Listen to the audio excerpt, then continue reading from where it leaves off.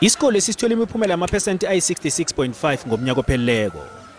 Ihlangano engasebenzeli inzuzo ionele ngokubambisana nekomiti yamahlelo wezefundo kwa-Vodacom. Bachotshozela ijima lokulekelela abafundi ukuthi bahuluphelele ukufunda ngendlela yeteknoloji. Kunye nokunikela ngesizo labakuhlogako okufana nesisetshenziswa zesikolo ezifana nejinifomu yesikolo, incwadi nokhunye. Usihlalo we-onele uphuthuma nzuzo uthi umnqopho wabo kukwakha iSouth Africa enemfundiswa nokuthi abantwana balezi inkolo ezisemakhaya bangasaleli emuva.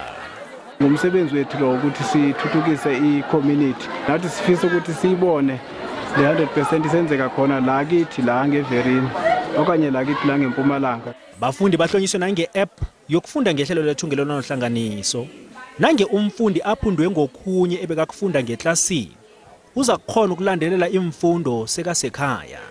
The platform that they can use at home.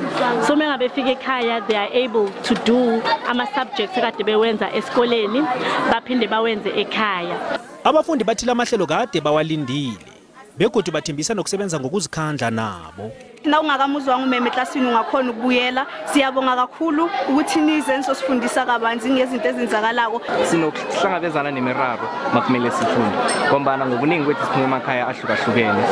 Principal wesikolo uthembisa ukuthi nonyaka nje bazokurobha khudlwana ukuphakamisa izinga lokuphasa kwabafundi. I-partnership le iqala manje sithemba ukuthi izokhula minyaka mayiya is-assiste ku-improve ama-results wasesikolweni until isi-reach 100%. Amakhosana wendawo nawo ayabuka. Badlulele nemahaki secondary khonapha.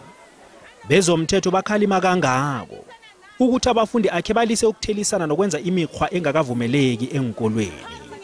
Ngingumabhande Thombeni wendabeni ze-SABC, eVerina, eMpumalanga.